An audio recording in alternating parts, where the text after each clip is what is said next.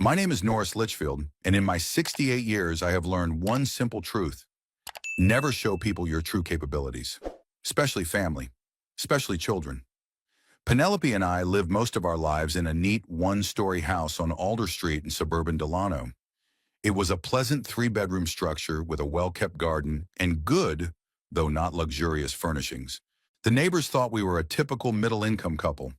Penelope worked as a high school English teacher, and I worked as a financial analyst for a small local company. No one realized that behind this facade of ordinary life was a fortune that I had been methodically building for almost 4 decades. Even Penelope didn't know the whole truth. I'd always been good with numbers. In the 80s, when the computerized era of the financial sector began, I developed several algorithms to predict market fluctuations. My colleagues laughed at the endless tables and charts. Norris believes in the magic of numbers, they said. None of them ever realized that behind the apparent mediocrity lurked a subtle calculation. Penelope had no interest in investments or financial markets. Money is just a tool, Norris, nothing more, she would repeat when I tried to tell her about another investment opportunity. Over time, I stopped sharing my financial affairs with her, and she stopped asking. This tacit agreement formed on its own. I started small, a few stocks of local companies, bonds, small investments in the stock market. Gradually, my investments grew, as did my understanding of the market. By the early 2000s, I could have been out of work, but I continued to put on my usual suit every morning and drive to the office in a reliable, though not new, sedan. Penelope never complained about our modest existence, and I saw no reason to change. Our only son, Gilbert, had shown signs of ambition since childhood. At school, he was always striving to be first, and in college, he was the head of the student council. I paid for his education at a prestigious university, but he took it for granted. When he brought his fiancée, Delancey, a cold and calculating girl from a wealthy family, into our home, I saw in her eyes a slight disappointment in our modest accommodations. "Your house is so cozy," she said then, unable to hide the condescending note in her voice. I knew Delancey dreamed of a rich husband. Gilbert, then a junior manager at a technology company called TechnoAge, promised her a bright future. He had always been obsessed with success and money, and in this he and I differed fundamentally. For me, money was a means to security and independence. For him, it was a measure of success and status. After they married, Gilbert and Delancey bought a large house in the upscale Delano neighborhood. I suspected they had gotten into serious debt, but never commented on it. Our relationship became increasingly strained. They called rarely, visited even less often. Penelope suffered from this estrangement, but never complained out loud. 2 months ago, Penelope passed away. Suddenly, a heart attack. The morning she made her signature cinnamon oatmeal, and an hour later I was on my way to the hospital, clutching the steering wheel so tight my knuckles turned white. The doctors did everything they could, but it was too late. A part of me died with her that day. At the funeral, Gilbert and Delancey stood beside me, respectful. Their sympathy seemed mechanical, rehearsed. After the ceremony, they left immediately, citing important meetings. I was left alone in an empty house that suddenly became too big for one person. The following weeks passed like a blur. I continued to live by inertia, not tasting the food and not noticing the change of days. At times, I caught myself talking to Penelope as if she had just stepped out into the garden and was about to return. And then there was the plumbing emergency. I was at the bank checking on the status of my investments when a neighbor called with news of a burst pipe. By the time I returned, the water had already flooded the living room and kitchen, damaging the walls and floor. The insurance company had assessed the damage and promised compensation, but repairs took time. Just then, to my surprise, Gilbert called. "Dad, I heard about the breach. You need somewhere to live while the repairs are being made. Why don't you come stay with us?" His suggestion took me by surprise. After so many years of a cool relationship, this sudden gesture seemed suspicious, but I was too exhausted from grief and domestic problems to resist. "Thank you, son. If it won't be an inconvenience, I could stay with you for a couple weeks." "Sure, no problem." His voice sounded cheerful, almost forced. "Delancey and I would be delighted. I could easily rent an apartment or even buy a new house. My condition allowed me to do so without thinking twice.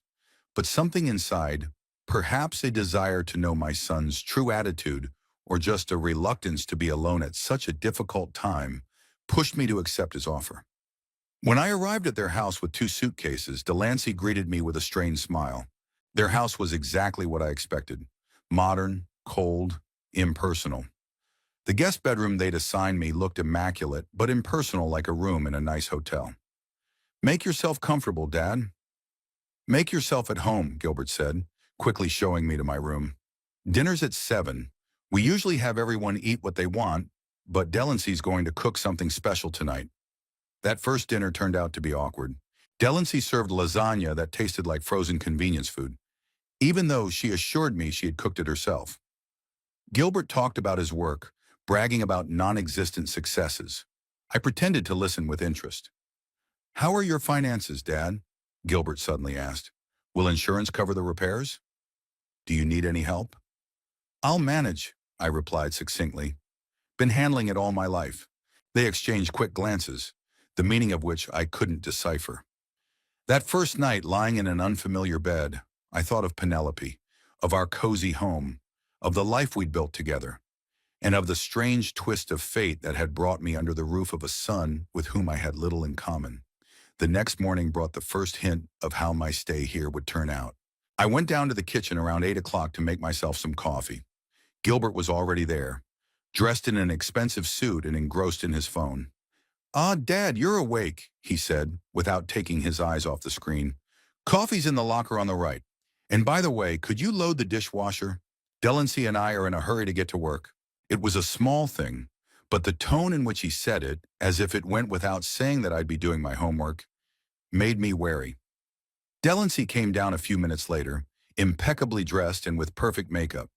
"Good morning, Norris," she said without even glancing at me. "There's a grocery list on the dining room table. It would be great if you could go to the store today. Oh, and the laundry room is in the basement if you want to wash your stuff."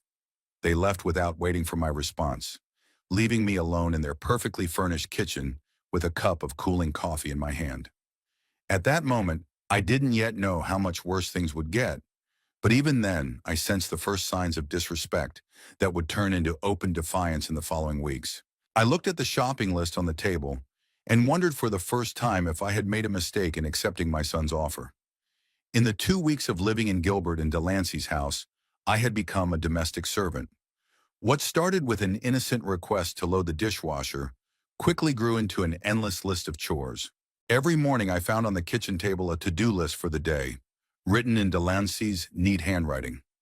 Buy groceries, do laundry, vacuum, cook dinner. That Tuesday, the list was especially long. I was sitting at the table, sipping my coffee and looking at the task paper, when Delancey walked into the kitchen, already fully dressed for work. "Good morning, Norris," she tossed, pouring herself some coffee into a travel mug. I added replacing the light bulbs in the upstairs bathroom to the list. "They've been flickering for a week now. Just unbearable." I folded the sheet and tucked it into my shirt pocket. "I'm not an electrician, Delancey." She looked at me with mild surprise, as if she hadn't expected an objection. "It's just light bulbs." "Gilbert's always too busy for little things like that, and you're home all day anyway."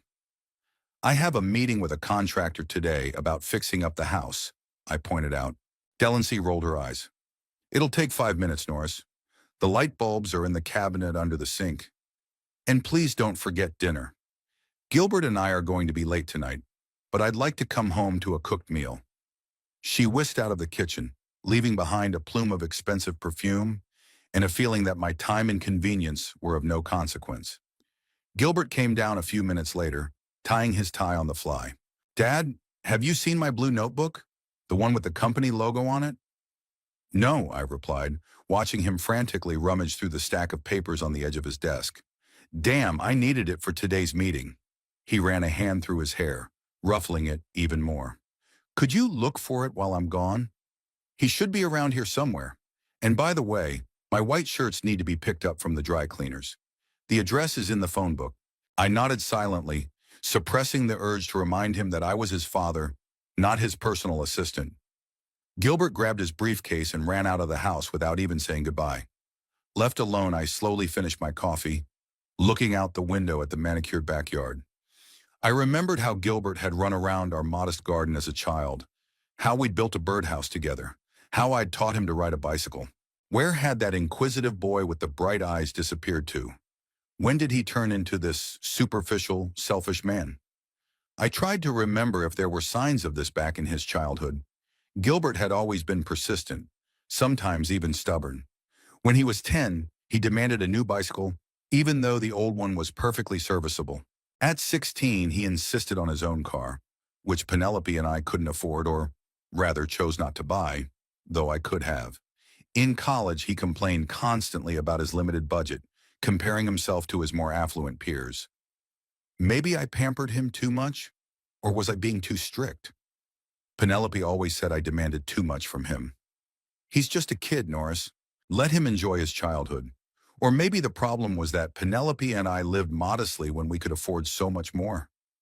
Had we created an inferiority complex in Gilbert by our perceived financial limitations? My musings were interrupted by the phone ringing.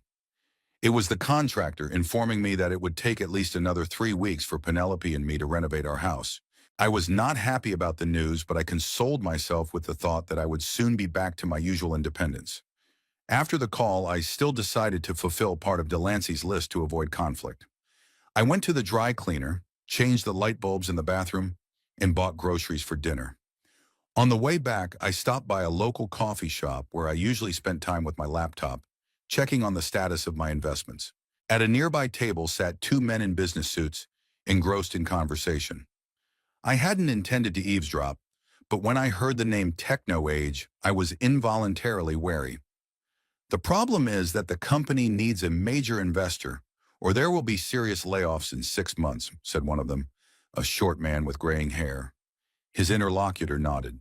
I hear they're looking for $5 million to expand the production line.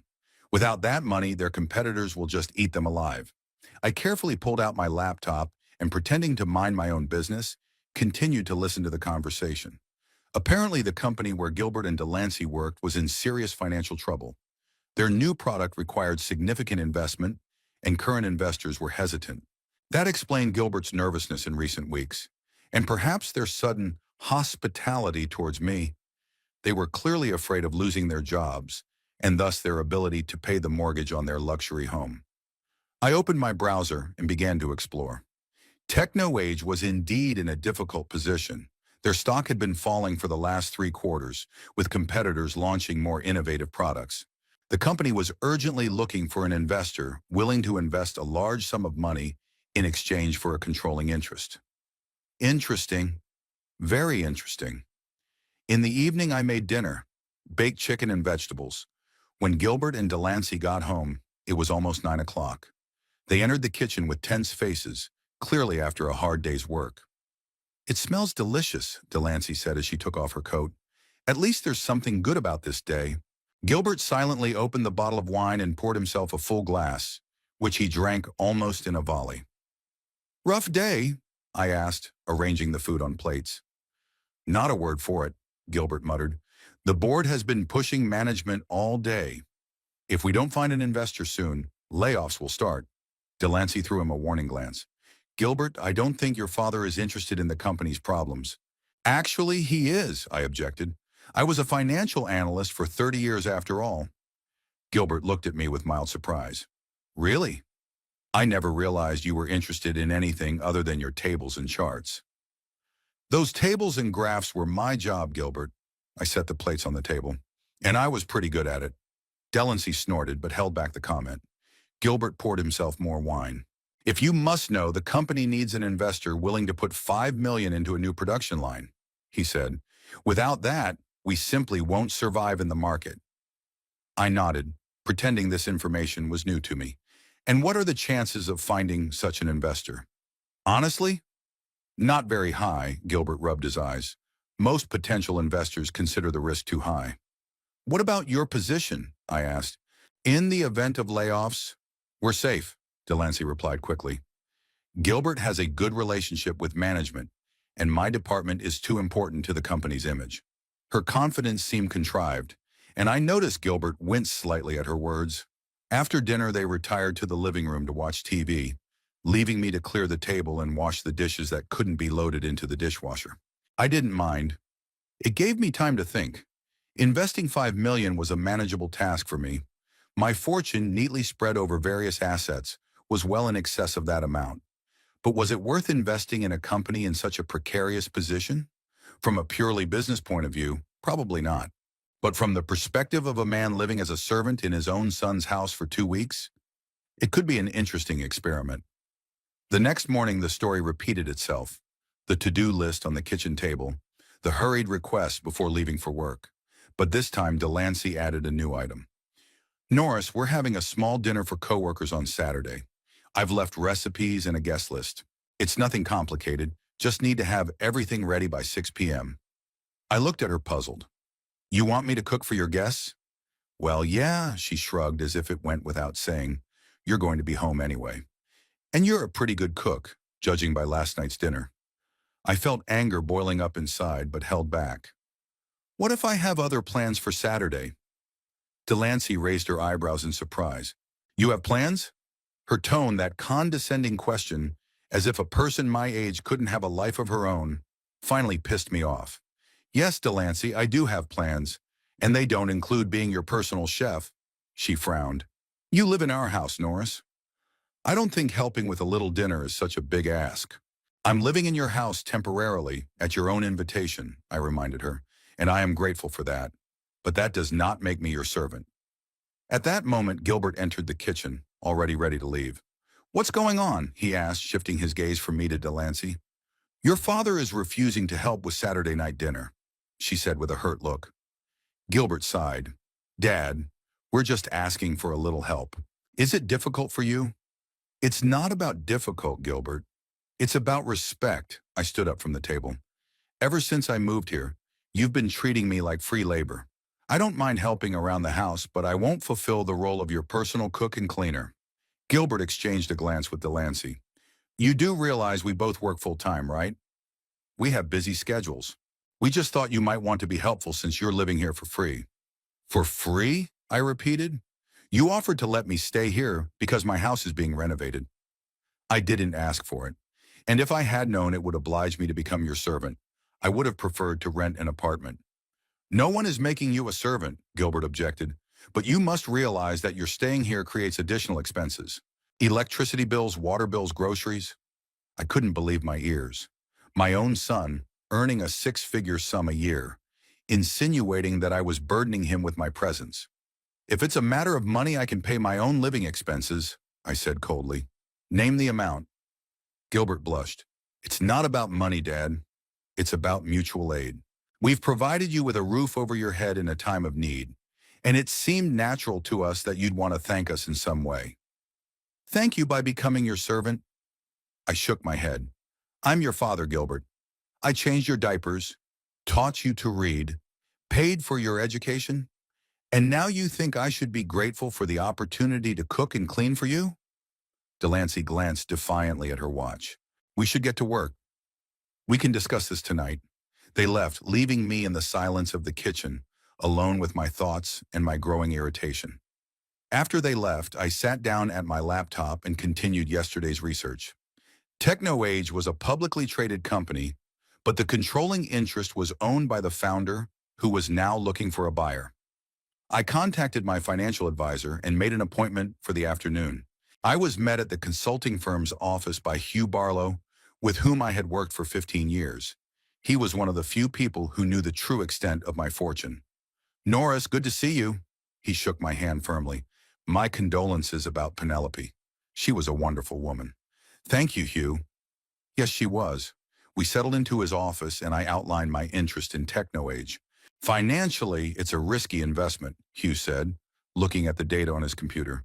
The company is losing market position. Their technology is becoming obsolete.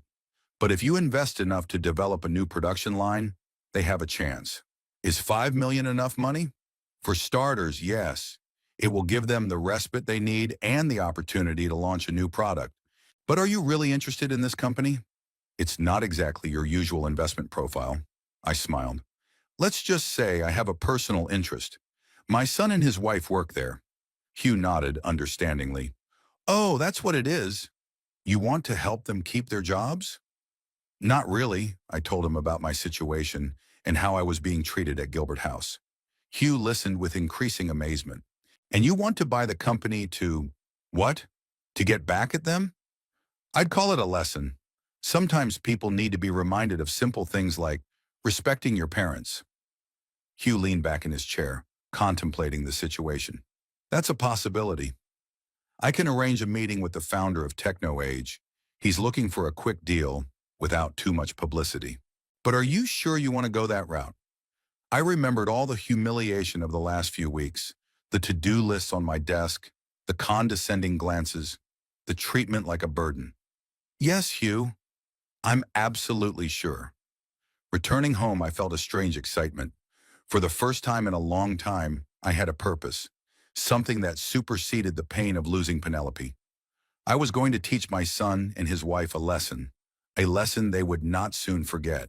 After our conflict that morning, the atmosphere in the house had become even more strained. Gilbert and Delancey stopped leaving written to-do lists, but their expectations hadn't changed. They still felt I should do chores in exchange for hospitality. I continued to help around the house to a reasonable extent, but no longer allowed myself to be used as a servant. Hugh scheduled a meeting with the founder of TechnoAge for the following week, and I began to prepare for it by studying all the available information about the company. It turned out that they did have a promising product, a small business automation system that could greatly expand their customer base. The only problem was a lack of development and marketing funds. On Saturday, the day of their planned dinner with coworkers, I decided to leave the house for the day, avoiding potential conflict. In the morning, I informed Delancey that I had a meeting with a contractor in other business and would be back late that evening. On the day of our dinner, her voice sounded both surprised and accusing. Gilbert said you agreed to help. I didn't agree, Delancey, and I've already told you both that I won't play the role of your cook. She pressed her lips together, clearly holding back her irritation. Fine. We'll have to order food. Can you at least mop the living room floors before you leave? There's residue left there from last night's rain. I held back a sigh. Okay, I'll mop the floors. She nodded like it was the least I could do and walked out of the kitchen. I found a mop in the pantry and began scrubbing the living room floor, carefully removing the dirty marks near the front door. Finished, I put away my inventory and went up to my room to change before going out. As I walked back downstairs, I heard the voices of Gilbert and Delancey returning from the grocery store. Damn, Gil! Look how dirty the hallway floor is! Delancey sounded annoyed. Norris! I walked down the stairs and saw them both standing there with bags of groceries. There were indeed fresh footprints on the clean floor, obviously left by their shoes. You said you'd mop the floor, Gilbert said accusingly, setting the bags on the hallway table. I did mop. Half an hour ago. These are your new footprints, Delancey snorted. Then wash again. We have guests in 5 hours, and this place looks like a pigsty. I felt anger boiling up inside me. If you want a clean floor, why don't you take your shoes off when you come in, or clean up after yourself? Gilbert sighed irritably. Geez, Dad, how hard can it be? Just get a rag and wipe the floor. Delancey and I have a lot more to get ready for tonight. I've already mopped the floor, Gilbert. Now I'm getting ready to leave. Really? Delancey threw me a scornful look. That's so childish. Is it hard for you to help? At that moment, Gilbert, apparently determined to end the argument, grabbed a rag lying on the shelf by the entrance and threw it irritably in my direction. Wipe the floor, servant. Isn't that what you're here for? The rag hit my chest and fell to the floor. Silence reigned in the room. Delancey froze with her mouth open. Gilbert seemed shocked at his own act. I slowly bent down, picked up the rag, and placed it carefully on the table by the entrance, then looked directly into my son's eyes. Now I know exactly what I'm here for. I walked around them and out of the house without another word. In the car, I sat for a few minutes, trying to calm the trembling in my hands. In my entire life, no one had ever treated me with such blatant disdain as my own son. I started the engine and drove away with no particular goal in mind. A short time later, I found myself outside Penelope's and my house. Construction workers were working on the roof, and new frames were visible in the windows. The progress was obvious, but I didn't want to go back there anymore. Not after Penelope had died. The house without her was just a structure, a set of rooms filled with memories that now hurt. What would you do in my place, Pen? I whispered, looking at our house. I could almost hear her voice, soft but determined. What you think is right, Norris. As always, I pulled out my cell phone and dialed Hugh. Can we meet today? An hour later, we were sitting in his office.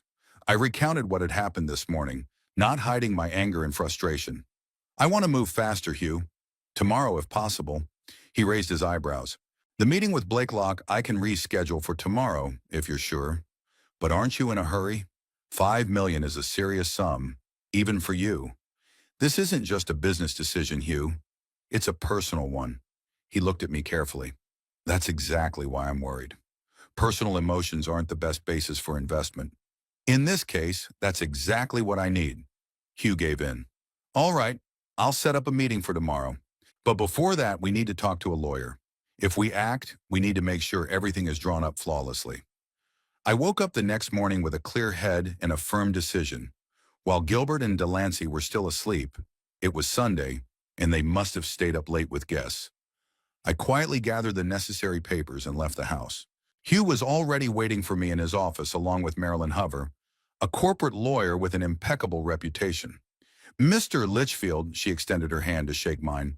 Hugh explained the situation. I've prepared all the necessary paperwork, but before we proceed, I want to make sure you fully understand the implications. I understand, I replied, and I'm ready. We spent 2 hours discussing the details of the deal, the risks, and the legal aspects. Marilyn was amazingly thorough, envisioning every possible scenario. By the end of our conversation, I had a clear plan of action. At noon, we met with Frederick Blakelock, founder of Techno Age, in the conference room of an expensive hotel. Blakelock was a tall, gray-haired man with sharp features and a penetrating gaze. He got straight to the point. Mr. Litchfield, Hugh tells me you're interested in acquiring a controlling interest in my company. That's correct, I nodded.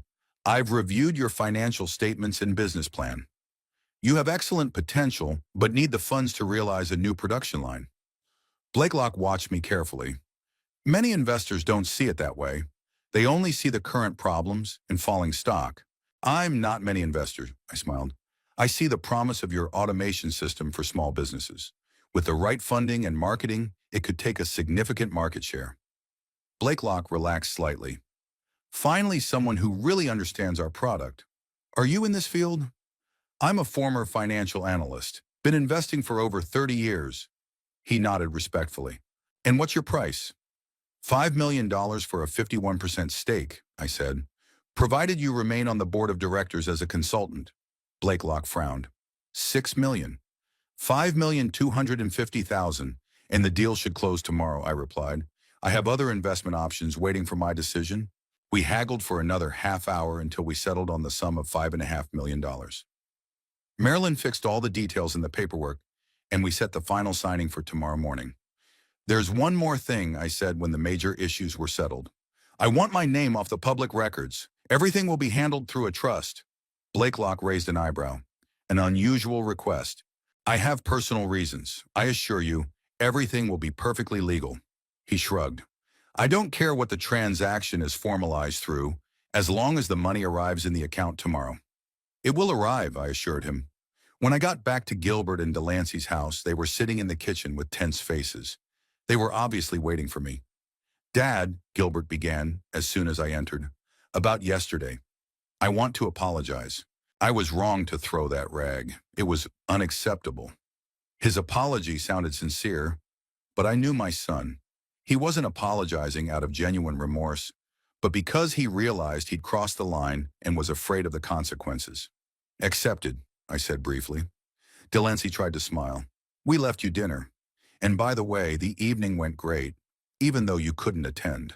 I noticed their attempt to get back to normal, but I wasn't going to pretend it hadn't happened. I'm not hungry, and I have an important meeting early tomorrow. Gilbert frowned. A meeting? What kind of meeting? Business, I replied, heading for the stairs. I'll see you tonight. I sensed their perplexed looks but didn't turn around. Tomorrow promised to be an interesting day, and I wanted to get a good night's sleep. In the morning, I got up early and put on my best suit and tie. Gilbert and Delancey were already in the kitchen getting ready for the work week. Wow, Dad, where are you dressed up like that? Gilbert asked, looking up from his coffee. To a meeting I told you yesterday. Delancey looked me over with mild surprise. You look solid. What kind of meeting? You'll see. I poured myself some coffee and sat down at the table. By the way, what time do you usually come into the office? They exchanged perplexed glances. By 9, Gilbert replied. Why? Just wondering. I finished my coffee and stood up. Have a good day at work. I arrived at the Techno Age office by 8 o'clock. Blakelock was already waiting for me in his office, along with Marilyn and 2 other board members. We quickly completed the formalities, signed all the documents, and I made the bank transfer for $5.5 million.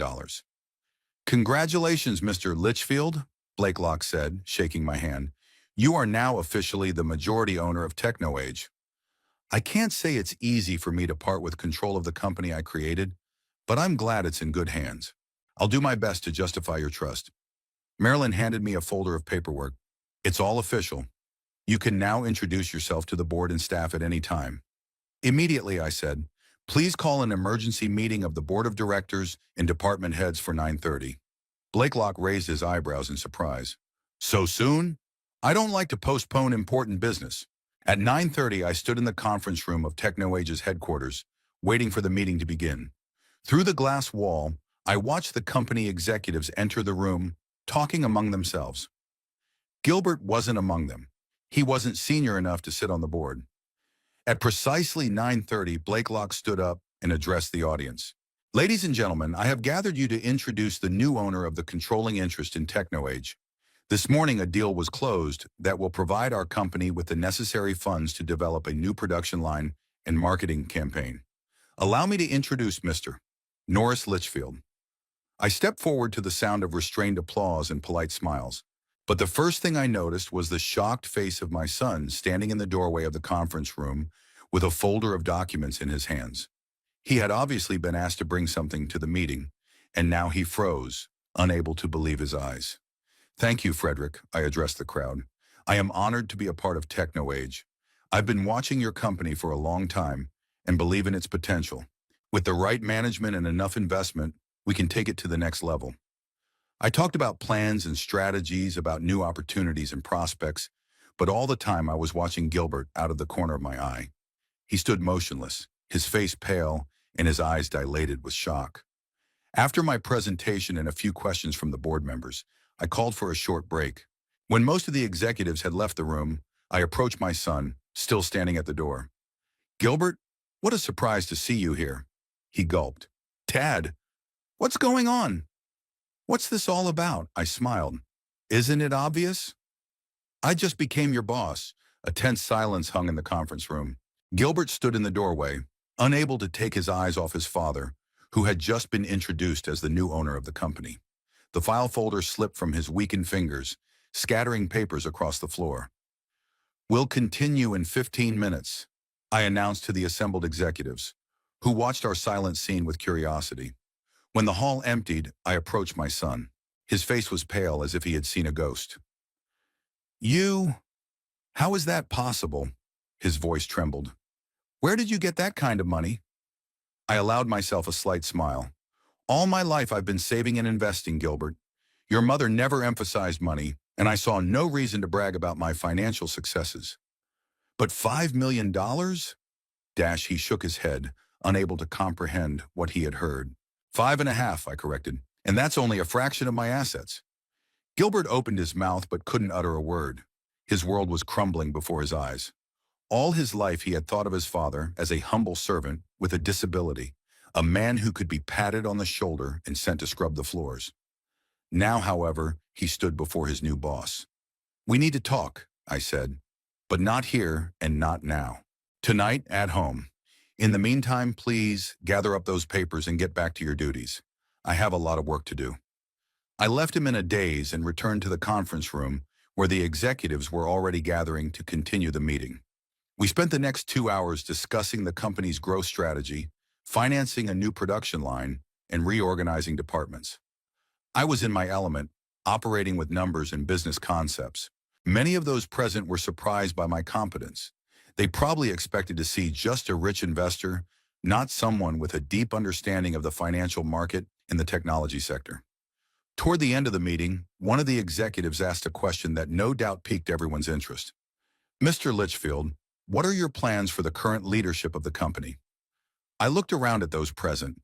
At this point, I don't plan any drastic changes in senior management. You are all professionals in your field, and I appreciate your expertise. However, some mid-level restructuring is inevitable to improve efficiency. After the meeting, I was intercepted by Blakelock. Impressive performance, Norris. You sound like someone who has spent a lifetime running large companies. I've always been interested in corporate governance. I just never sought publicity. He shook his head with a smile, full of surprises. By the way, do you know Gilbert Litchfield from the marketing department? Must be a relative? My son, I replied calmly. Blakelock raised his eyebrows in surprise. Your son? And he didn't know about the deal? It was supposed to be a surprise. Well, judging by the look on his face when he walked into the conference room, the surprise was definitely a success. Blakelock hummed. Family business, then? Planning on promoting him? Only if he deserves it, my answer was firm. There's no room for nepotism in business. Blakelock gave me a studied look, then nodded with renewed respect. I like you already, Norris Litchfield. I spent the rest of the day getting to know the company's key people and reviewing internal reports.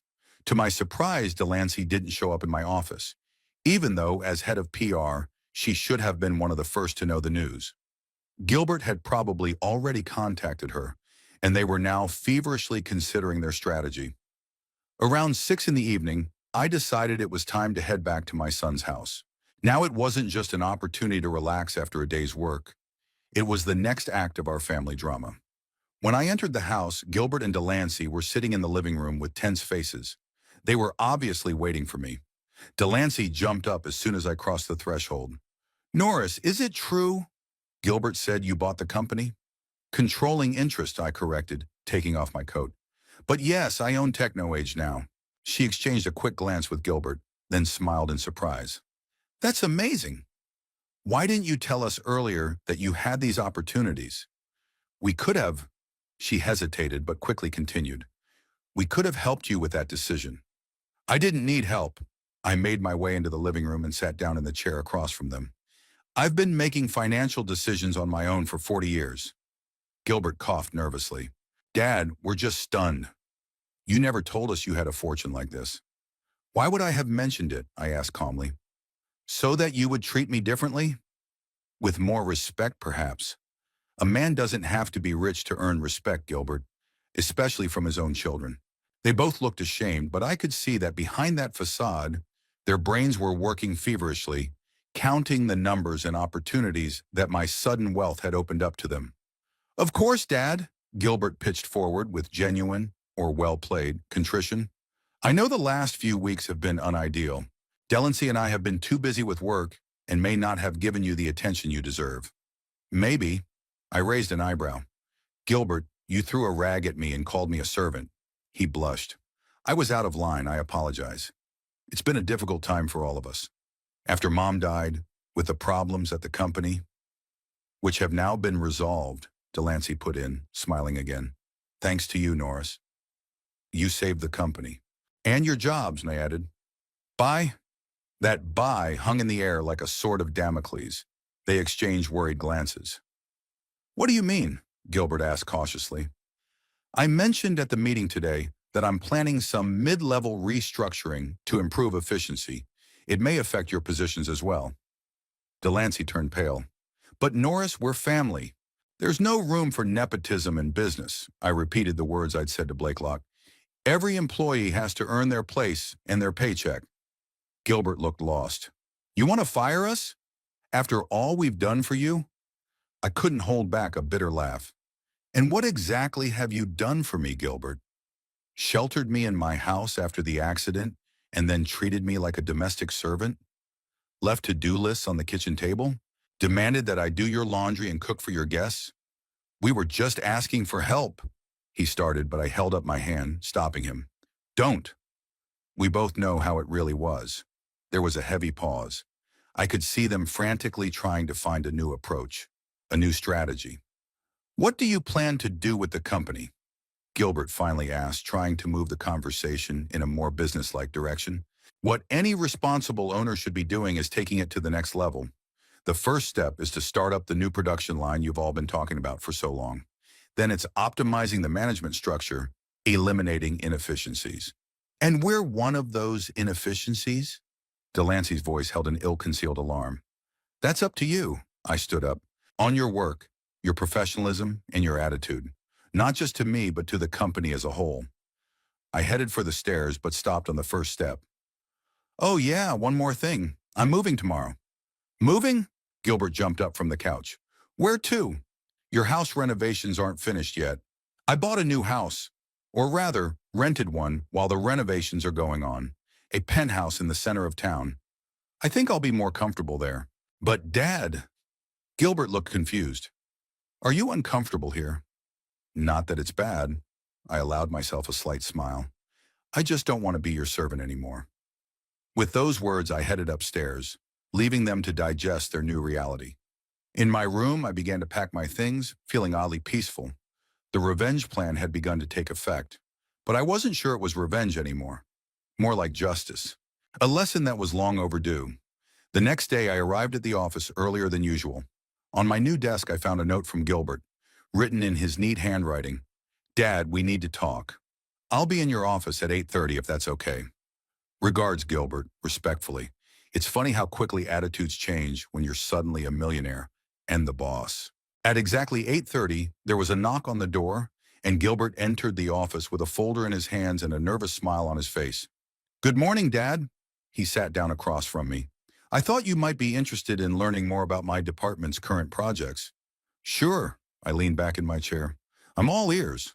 Gilbert spent the next half hour talking with uncharacteristic enthusiasm about marketing strategies, target audiences, and performance metrics. I listened intently, noting that many of his ideas were actually quite good, though they needed refinement. One last thing, he pulled a glossy brochure out of a folder. I've conceptualized a new advertising campaign for our automation system. Small business focus, just like you said at the meeting yesterday. If you approve, we could start as early as next quarter. I looked over the materials carefully. Not bad, but the budget is too bloated. We need to optimize spending on outdoor advertising and redirect funds to digital. Gilbert blinked, clearly surprised by my quick and professional analysis. Yes, of course, I'll rework it. As he was about to leave, I stopped him. By the way, Gilbert, you're meeting with a client from Leventus Systems today, right? He froze in the doorway. Yes, but how did you know? I looked at the calendar of all the executives' meetings. I want to attend this meeting. You want to attend? His voice trembled. Yes, Leventus is a potentially major client, and I want to see for myself that we offer them the best possible terms. Gilbert swallowed. Sure thing, Dad. The meeting is at 2 o'clock in conference room B. When he left, I called Delancey and invited her to meet me in my office. She showed up 15 minutes later, impeccably dressed and with a professional smile. You wanted to see me, Norris? Yes, have a seat, I pointed to the chair opposite. I've been looking into the structure of the PR department and noticed some inconsistencies. Her smile trembled slightly. Inconsistencies? Your department is one of the most expensive in the company, but the performance metrics don't match the costs. We've lost 3 key industry partnerships in the last year, despite an increased PR budget. Delancey tensed. We're operating in a challenging environment. The market is unstable. The market is always unstable, I interrupted. The PR department's job is to adapt to those conditions, not use them as an excuse. She pressed her lips together, but held back her objection. What are you suggesting? A complete restructuring of your department, cutting ineffective areas, reallocating resources, a new communication strategy. You have a week to submit a plan. A week? She didn't hide her indignation. That's impossible. For a good manager, it's quite possible. I looked at her calmly. If you need help, I can assign a consultant. No need, she retorted. I can handle it. Great. I look forward to your plan next Monday. Also, Delancey, I paused. I hear you're planning a corporate dinner for the partners next month? Yeah, it's our tradition. Cancel it. We'll have a more chamber event for key clients instead, without too much pomp and waste. She looked like I'd slapped her. These annual dinners were her pride.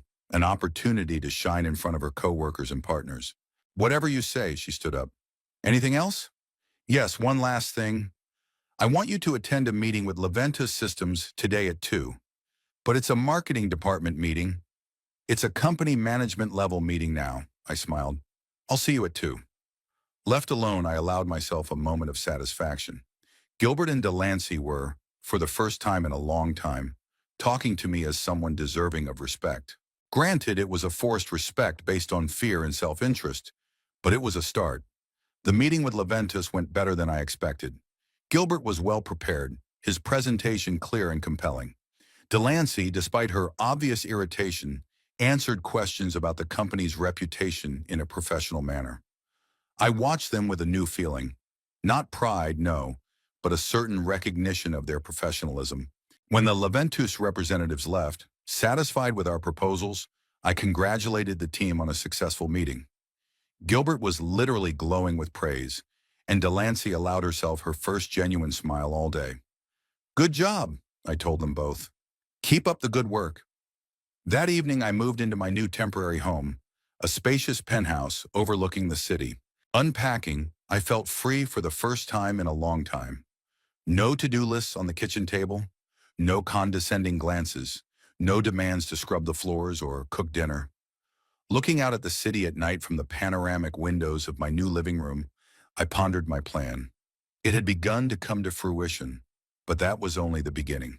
There were still corporate changes ahead, new rules, and perhaps most importantly, the opportunity to finally show Gilbert and Delancey that respect couldn't be bought with money, but was very easily lost through disrespect for others, especially those they considered weak and insignificant. I raised my glass of wine, mentally addressing Penelope. You've always said that money is just a tool. It's time to use that tool to teach a lesson that is long overdue. The first thing I did the morning after the move was to call all the department heads to a general meeting.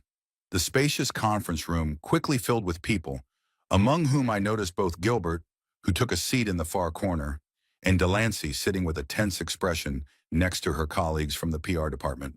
When everyone had gathered, I stood in front of them and announced the new rules that would go into effect immediately. First, a complete overhaul of budgeting, I began. Each department must submit a detailed expense report for the last year and justification for all expenditures over $10,000. A whisper ran through the room. Many executives exchanged worried glances. Second, a new reporting system. Weekly reports on key performance indicators, not in general terms, but with specific numbers and results. I noticed Delancey tapping her fingers nervously on the desk. Her department was notorious for vague reports and vague wording. Third, transparency of communications. All internal project discussions must be documented and available to related departments. No closed-door meetings without minutes. This rule clearly struck a chord with many in attendance who were accustomed to resolving issues in a small circle. And last for today is a review of travel expenses. No business class flights for trips shorter than 5 hours. No five-star hotels without my personal approval. I watched Delancey's face grow increasingly tense. She was known for her love of luxurious business trips and always insisted on the best rooms and first-class service. These changes are not a punishment, I continued more gently. They are necessary measures to revitalize the company. Techno-Age has great potential, but we must be responsible in managing our resources. In a month's time, I will conduct the first evaluation of the effectiveness of these changes. Who has questions? Hands went up almost simultaneously. I spent the next 40 minutes answering questions, explaining details, and reassuring anxious executives. Gilbert remained silent, watching intently. Delancey asked a few pointed questions, trying to defend her department's usual practices, but I was adamant. After the meeting, I returned to my office and summoned Gilbert. He appeared a few minutes later, looking unusually serious. These new rules, are they really necessary? He asked, closing the door behind him. Absolutely, I pointed to his chair. The company has been operating in a wasteful mode for too long. We need to become more efficient. Gilbert sat down, nervously adjusting his tie. Some of these measures seem redundant, especially for departments that are already doing well. Like what? I raised an eyebrow. For example, my department, he straightened. We've always stayed within budget and performed well. Really? I opened the folder in front of me. According to the latest reports, your department exceeded its advertising budget by 18%, with a conversion increase of only 3%. That's not what I'd call an efficient use of resources. Gilbert turned pale. He clearly hadn't expected me to have already studied all the reports. We've been investing in a long-term strategy, he tried to explain. We'll see results in the coming quarters. Perhaps, I closed the folder, but now you'll have to prove it with concrete numbers, not generalities about long-term strategies. Gilbert looked confused and a little hurt. This was the first time in his life that his actions had been subjected to such scrupulous analysis. Is there anything else you wanted to discuss? I asked. He paused, then reluctantly said, Delancey is very upset about the corporate dinner being canceled. It was her biggest event of the year. And the most wasteful, I added. Last year's dinner cost the company an amount comparable to the quarterly salaries of 5 engineers. I prefer to invest that money in development rather than in ostentatious luxury, but our partners expect a reliable and efficient partnership, I interrupted. They'll prefer a stable partner with reasonable expenses to someone who's going broke on useless activities. Gilbert gave up. I understand. I doubt it, I said quietly. But in time, I hope you'll understand. He left in a dejected mood, and I was left pondering how deeply the company's culture needed to be changed. It wasn't just about financial performance. It was about core values, about what really matters in business and in life. The next 2 weeks were intense. I immersed myself in the work, learning about every aspect of the company, meeting with employees, and visiting the production and development departments. Many were surprised by this attention from the owner. The previous management rarely left the upper floors of the office building. Gilbert and Delancey gradually adapted to the new reality. Gilbert, to his credit, took a serious approach to reorganizing his department, cutting unnecessary costs and streamlining processes. Delancey was less enthusiastic, but she too was forced to submit to the new rules. Their attitudes toward me were also changing. The initial shock and attempts at ingratiation were replaced by a more complex mix of emotions, respect mixed with resentment, recognition of my competence along with deafening resistance. In the 3rd week of my ownership of the company, an incident occurred that was a turning point in our family dynamic. I was in a meeting with the development executives when Delancey burst into the meeting room without a knock. Norris, this is outrageous. She waved some papers around. You rejected the budget for the press tour. It's the most important event of the quarter. There was an awkward silence in the room. The 6 executives froze, not knowing how to react to this outburst. Delancey, I calmly rose from my seat. We're in a meeting right now. If you have questions about the budget, make an appointment through my assistant. An appointment? She laughed with mild hysteria. You're my father-in-law, not royalty.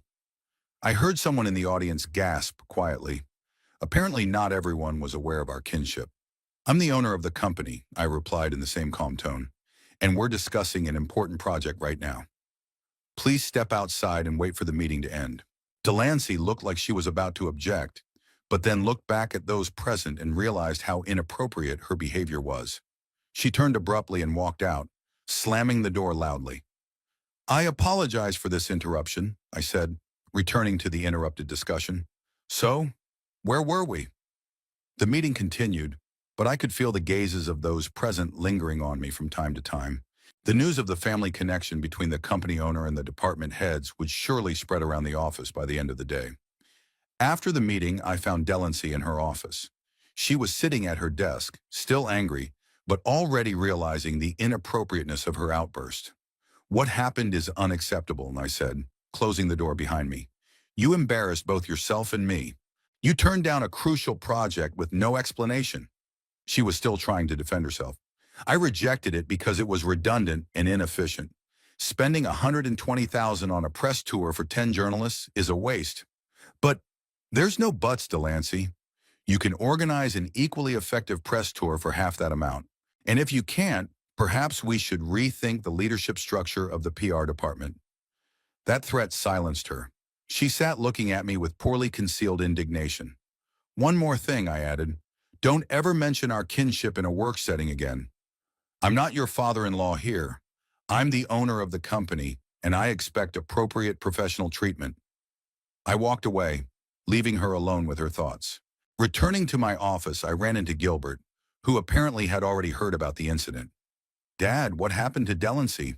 He looked worried. "Your wife made a scene at an important meeting over a rejected budget," I replied. I explained to her that such behavior is unacceptable in a professional environment. She was upset. "We all get upset sometimes, Gilbert. But adults control their emotions, especially at work." He wanted to object to something, but changed his mind. Instead, he just nodded and said, "I'll talk to her." A week after this incident, I organized a small corporate event for key clients and partners. Instead of a pompous dinner at an expensive restaurant, I rented a cozy room in a historic building downtown. Instead of an overly formal dress code, a relaxed atmosphere. Instead of star chefs, a high-quality but reasonable catering service. To my surprise, the event turned out to be much more successful than last year's. Clients and partners appreciated the opportunity to socialize in a more comfortable environment without unnecessary pathos and ceremony. In the middle of the evening, I gave a short speech introducing the new vision of the company. Gilbert and Delancey stood among the guests, compelled to listen to my every word. "To me, business isn't just numbers on paper," I said. "It's people, their labor, their ideas, their dedication." Over the past month, I've seen how many talented and dedicated employees work at TechnoAge. They deserve a company that values their contributions and manages resources wisely. I paused, circling the audience with my gaze. My vision for TechnoAge is a company that values efficiency over ostentatious luxury, where respect is earned by results, not titles, where everyone, from the rank and file to the executive, understands that we work together for a common goal. I noticed Delancey whisper something in Gilbert's ear, but he only shook his head as he continued to listen intently. "Recent events in my life have made me rethink a lot of things," I continued, moving on to the more personal part. Losing my spouse after 40 years of marriage, having to move due to a domestic accident, I found myself in a situation where I had to rely on others. And that reliance taught me the value of true respect and support. I didn't explicitly mention how I was treated in the Gilbert and Delancey home, but made a fairly transparent hint. Sometimes people of power or position forget simple human decency. They begin to regard those around them, especially those who seem less successful or influential, as unworthy of respect. I saw Gilbert lower his eyes and Delancey struggled to keep a polite expression on her face. But a man's true worth is not measured by his bank account or his position. It is measured by his treatment of others, especially those who cannot return the favor. As I finished my speech, I received a hearty round of applause. Many came up to me to personally thank me for my new approach to running the company. Gilbert and Delancey stayed away, obviously feeling uncomfortable after my words. Near the end of the evening, Eleanor Wilkins, our largest client and an astute businesswoman, approached me. "Impressive speech, Norris," she said, shaking my hand, "especially the part about the value of a human being." "I think there's a personal story behind those words, though," I smiled. "We all have a story, Eleanor." "True," she nodded, "and yours seems to be quite unusual. It's not every day you meet a man who hides his fortune for the sake of—" "What exactly?" "For the simple life," I answered. "Money changes people, and not always for the better." "I agree." She glanced toward Gilbert and Delancey, who were watching us from a distance.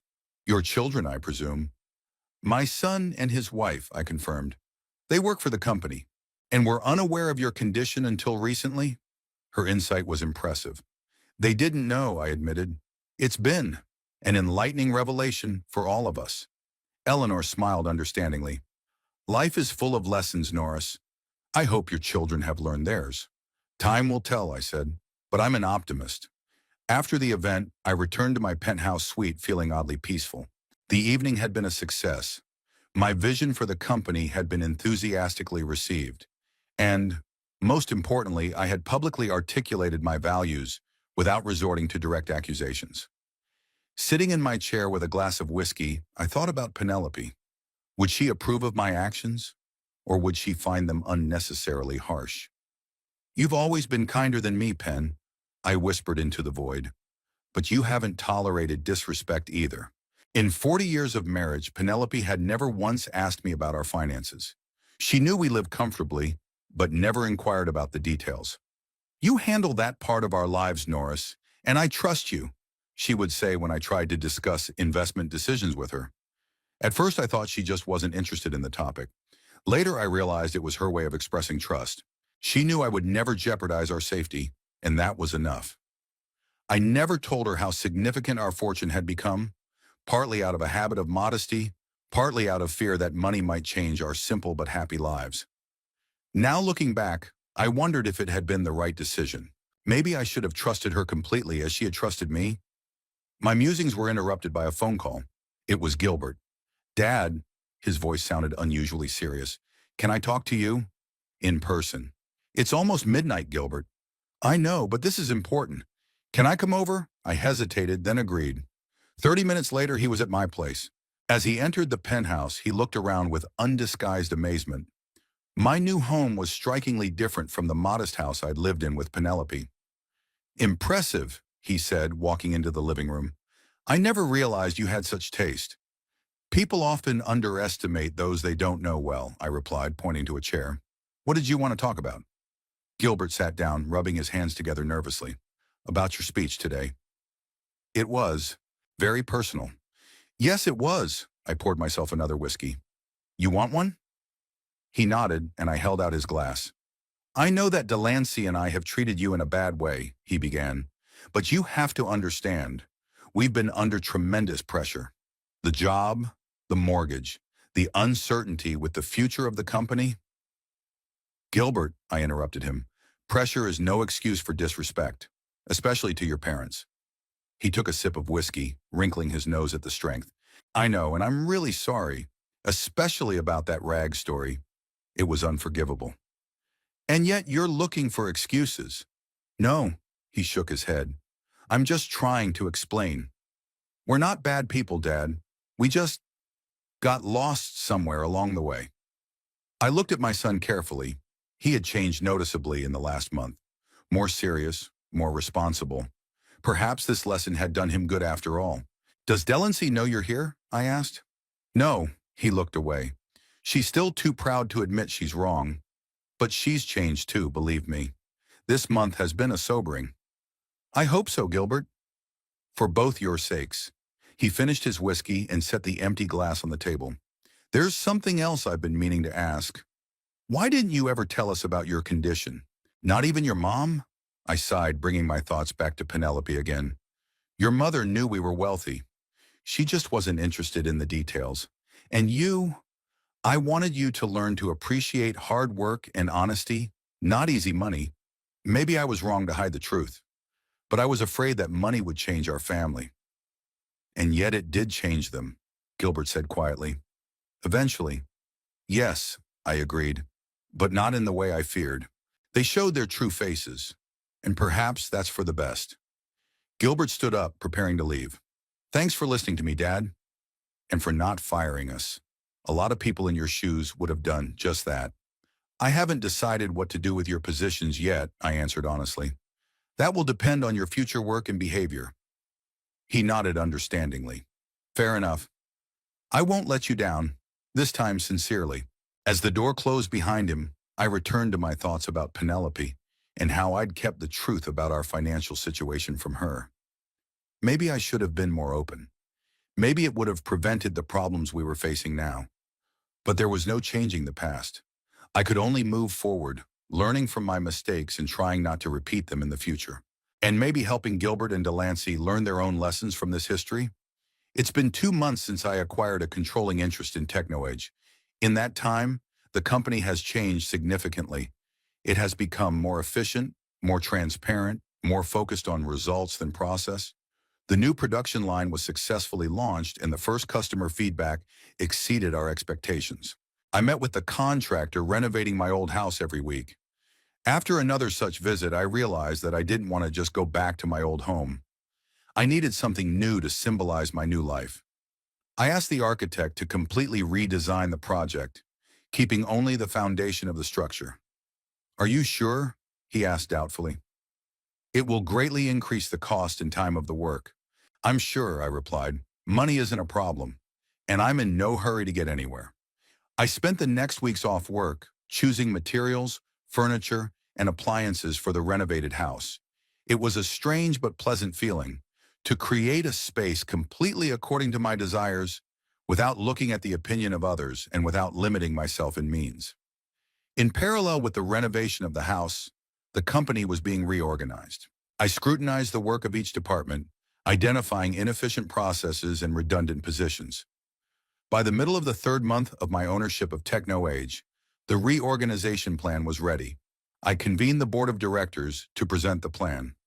Among those present were Blakelock, now acting as an advisor, and the heads of all key departments. Gilbert and Delancey were not among them. They did not hold positions high enough to attend such meetings. Ladies and gentlemen, I began as everyone took their seats. Over the past few months, I've taken a deep dive into the workings of our company. I have seen many strengths and many areas for improvement. Today, I am presenting a comprehensive reorganization plan that will allow TechnoAge to not only emerge from this crisis, but to become an industry leader. I spent the next hour detailing my vision of the new company structure, changes in management processes, and reallocation of resources. The plan was ambitious but realistic, the result of my years of experience in financial analysis and several months of intensive study of the technology sector. One of the key changes will involve the marketing department, I continued. The current structure is redundant and inefficient. I propose reducing the number of middle managers and redistributing their responsibilities between the rank and file and upper-level managers. Blakelock looked at me with a slight smile. He knew these changes would directly affect my son. Similar changes await the PR department. I moved on to the next slide. We'll cut the budget by 30% without sacrificing efficiency, redirecting resources to communication channels that really work. After the presentation, the board unanimously approved the reorganization plan. Blakelock stayed late after the meeting to personally congratulate me. "Impressive job, Norris," he said, shaking my hand. "You exceed all my expectations.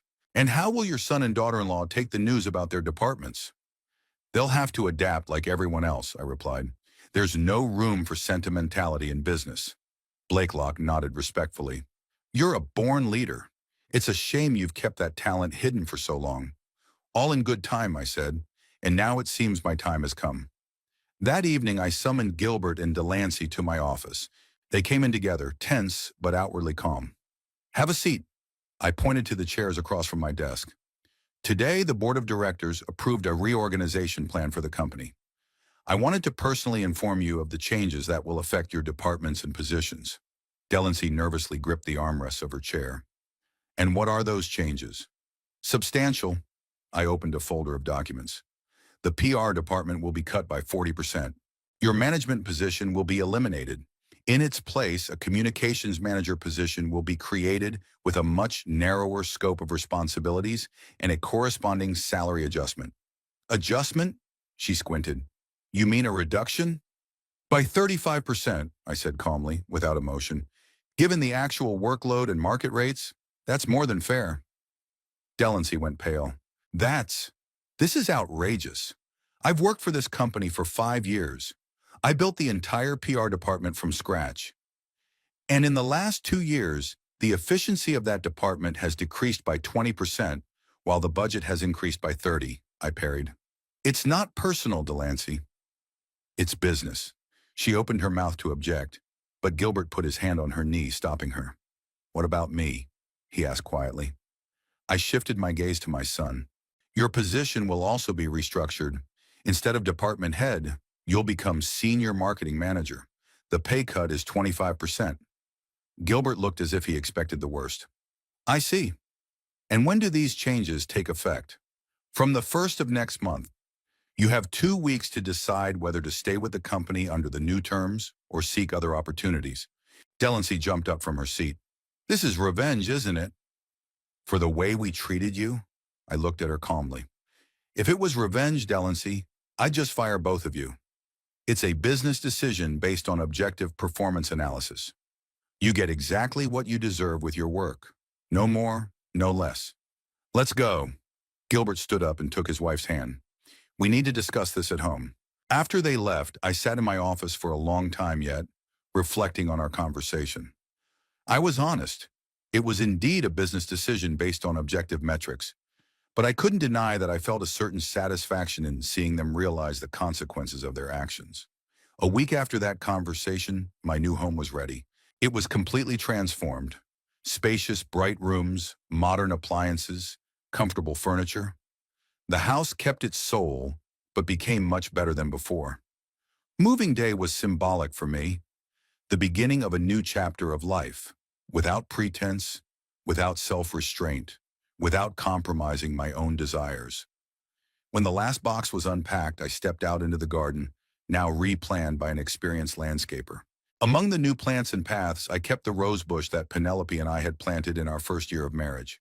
It had miraculously survived a water main break and was now blooming again, symbolizing the continuity between past and present. "Would you approve of my actions, Pen?"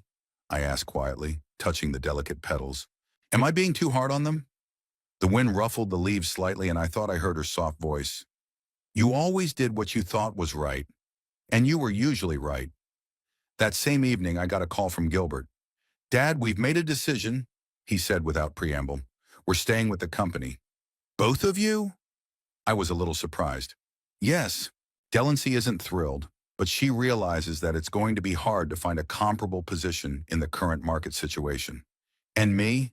I want to prove that I can be a valuable employee, even without a privileged position." "That's a mature decision, Gilbert. We've been rethinking a lot of things over the last few months." You could hear the unaccustomed sincerity in his voice. "Especially me. The way we've treated you, it's unforgivable. I realize that a simple apology won't fix anything, but I want you to know that I am truly sorry, and I'm going to try to make it right. Not for the position or the money, but because it's the right thing to do." I was quiet for a moment, mulling over his words. "I appreciate your honesty, Gilbert. Time will tell how sincere those intentions are." "I understand," he sighed. "By the way, I hear you've already moved into your updated home?" "Yes, today. Delancey and I would like to come visit. When you're ready." I didn't answer right away. Part of me wanted to keep them at a distance, keep them out of my new life. But another part, maybe the part that still remembered Gilbert as a little boy, was willing to give it another chance. "Maybe next month," I said finally. "Give me time to settle in." "Sure, Dad." "Thanks." The first month in the new house passed like a blur. Working, settling in, getting used to my new status and opportunities. It was the first time I allowed myself to really use my money without hiding or holding back. It was unusual, but pleasant. The reorganization of the company was in full swing. Gilbert and Delancey, as promised, remained in their new, more modest positions. To my surprise, they were both working hard to prove their professional worth. Gilbert especially. He plunged into his work with an enthusiasm I hadn't seen from him before. His projects were thoughtful, effective, innovative. Perhaps the loss of his privileged position forced him to finally reach his potential. Delancey was having a hard time adjusting. I often noticed her irritated look at meetings, especially when the new head of the PR department, a young and energetic woman, proposed ideas that Delancey had once rejected. But even she was gradually finding her place in the new company structure. One evening, about 2 months after the move, I invited them both to dinner. It was the first such invitation since this whole affair began. They arrived exactly at the appointed time, with a nice bottle of wine and a bouquet for the house. I walked them through the updated rooms, showing them the changes and improvements. Their reaction was a mixture of admiration and slight envy. The house really did turn out great. Over dinner, we talked mostly about work, avoiding personal topics. Gilbert talked about his new project, Delancey about working with outside consultants. I shared plans for expanding production. It was a polite but somewhat strained conversation between three professionals, not a family dinner. When dessert was finished, Gilbert finally broached the topic we'd all been avoiding. "Dad, I realize that Delancey and I have probably ruined our family relationship with our actions. But I want you to know, we've both learned a lot during this time, and I hope that someday, not now, but in the future, we'll be able to regain at least some of what we've lost." Delancey was silent, but I could see she was watching my reaction carefully. "Gilbert," I set the napkin aside, "I don't hold a grudge against you. Indeed, I don't. But trust once broken is not rebuilt easily or quickly. I'm not closing the door on the possibility of rebuilding a relationship, but it will be a new relationship. One based on mutual respect, not condescension on your part or pretense on mine. That's fair enough, Delancey said quietly. We've earned your distrust. And I have to admit that I was wrong. In so many ways. It was the first real admission on her part, and I appreciated the effort it took for her to say those words. Time will tell, I said. For now, let's focus on work. We have a company to take to the top of the market. They left shortly after that, leaving me alone with my thoughts. I walked out into the garden to Penelope's rose bush. The night was quiet and clear, the stars shining in the cloudless sky. I did it, Pen, I whispered. Created a new life. And you know, I think it can be a good one. Not like it was with you, nothing will ever be like that, but worthy. Over the next few months, Techno Age truly transformed, gradually becoming a leader in its niche. The new production line exceeded expectations. The customer base expanded, and the company's reputation was solidified. Gilbert and Delancey adapted to their new roles, without privileges, without special treatment, but with the opportunity to prove themselves professionally. Gilbert especially excelled by developing innovative marketing strategies that were being recognized even outside the company. Our personal relationship remained discreet but correct. I could not fully forgive them for the past, but I felt satisfaction in seeing them grow and change under the pressure of new circumstances. For myself, this time was a period of discovery and liberation. I finally allowed myself to live life to the fullest without hiding behind a mask of modesty or limiting my possibilities. I traveled, met new people, tried new hobbies. I enjoyed the freedom and power that money gives, using it not for ostentatious wealth, but to create a comfortable, interesting, fulfilling life. One day, about a year after all these events, I overheard Delancey talking to a coworker in the company cafeteria. And you know, at first I was furious, she said quietly. Thought he was humiliating us on purpose, getting revenge for the way we treated him. But now I realize he was just doing us justice. Put us in the place we really deserved with our work and attitude. And that was an important lesson.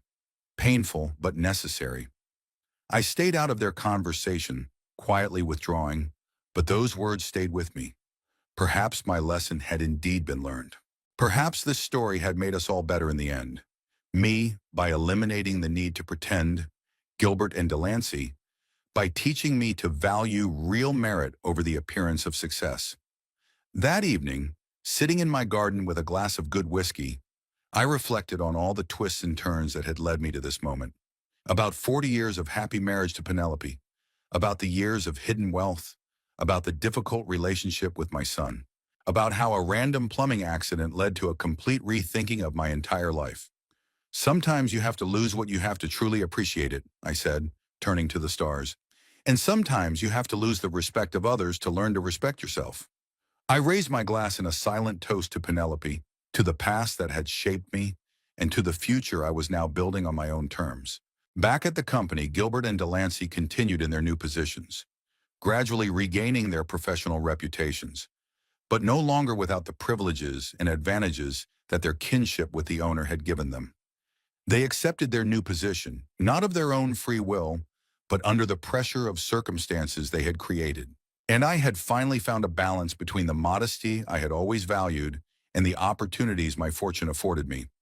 I no longer pretended to be less successful than I really was, but I no longer succumbed to the lure of ostentatious luxury. I simply lived what I thought was right, enjoying the freedom to be myself, without masks, without compromise, without looking at other people's expectations. And in this new life, built on the foundations of the past, but looking to the future, I finally found what I had always been looking for, true fulfillment in who I was and what I had accomplished. Not only in terms of financial success, but also in terms of the human values I have always placed above all else.